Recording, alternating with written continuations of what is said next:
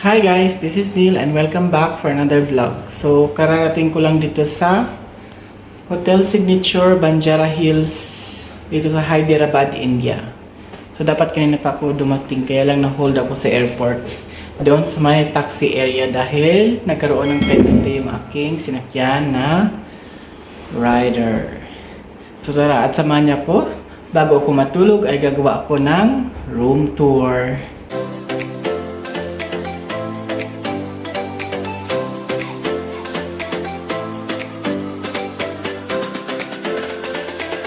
So, start natin doon sa labas.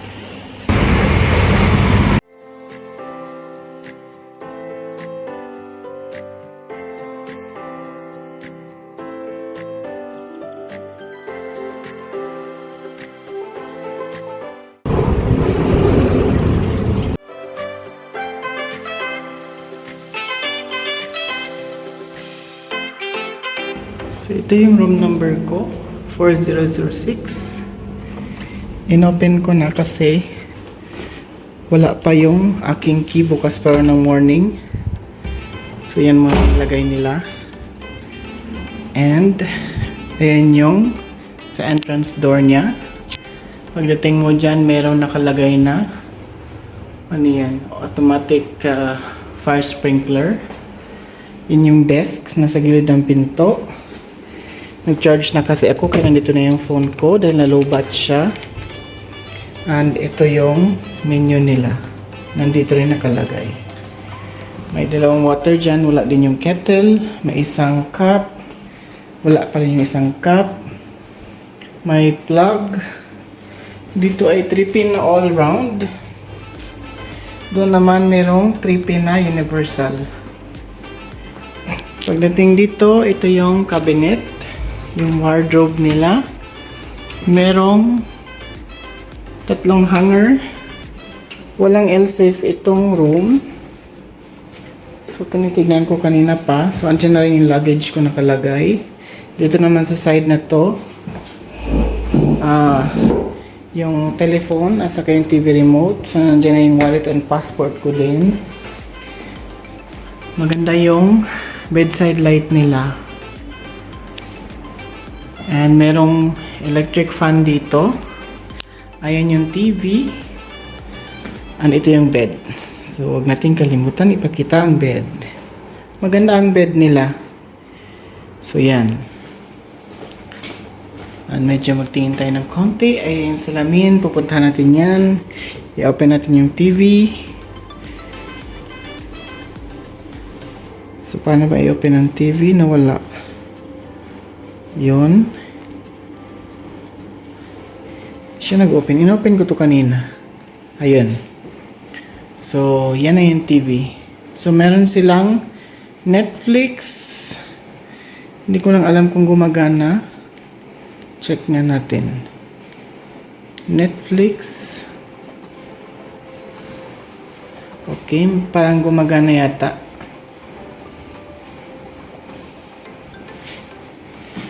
So, naghihintay ako dito. Kailan kagagana?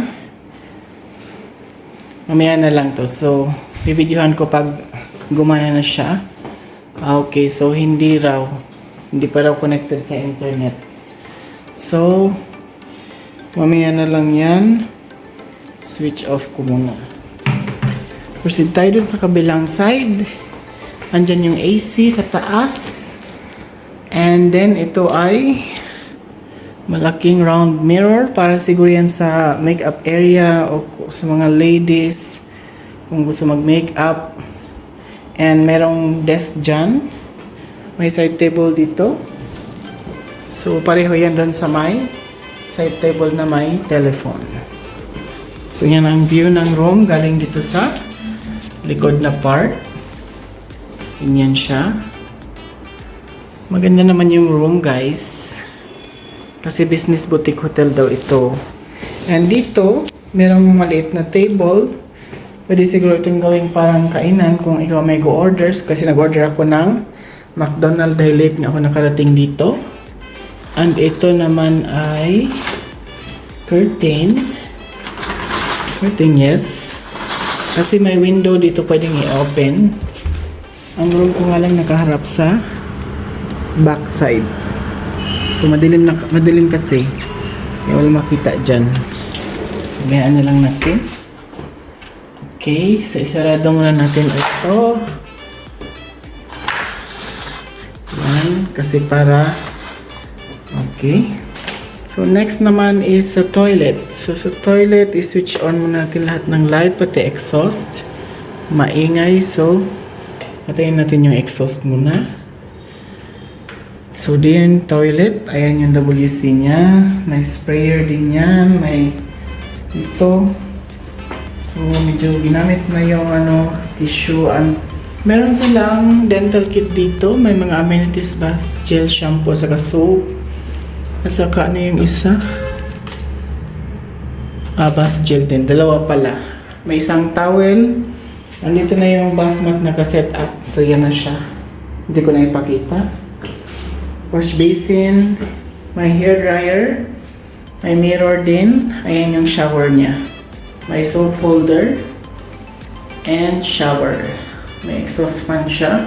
Rain shower lang. So ganyan lang siya. So for advices, ito lang sasabihin ko sa iyo, nanonood, kung pupunta ka dito.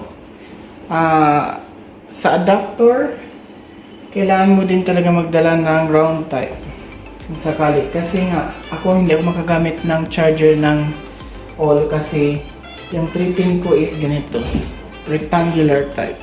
Yan siya.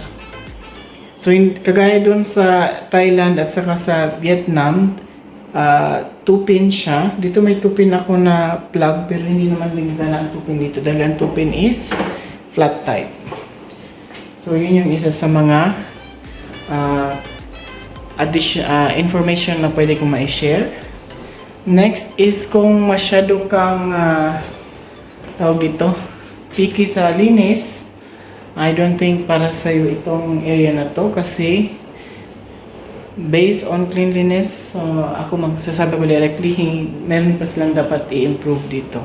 Maganda naman yung design.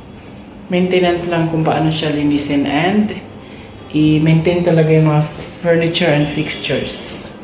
So yun. Kasi maglalagay din ako ng review nito sa TripAdvisor. Saka sa Agoda din. Pero all in all, maganda naman yung hotel. Kasi tignan mo nga yung bed niya. Ang ganda ng pagkaan. So yun nga lang, hindi masyadong na-maintain ang part ng cleanliness. At saka, merong mga ibang components sa room na wala dito.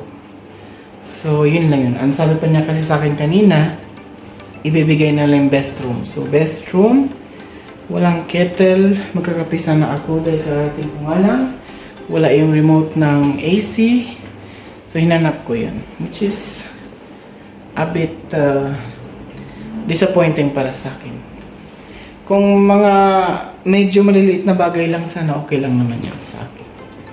Pero andito na tayo eh. So instead na maging upset, tuloy na lang yung ating pag-i-enjoy ng stay and visit dito sa India. So thank you for watching this vlog. Kung may mga questions ka, paki-comment lang sa comment box. Please like and subscribe na rin sa aking channel para lagi kang updated sa aking mga next vlogs. Bye!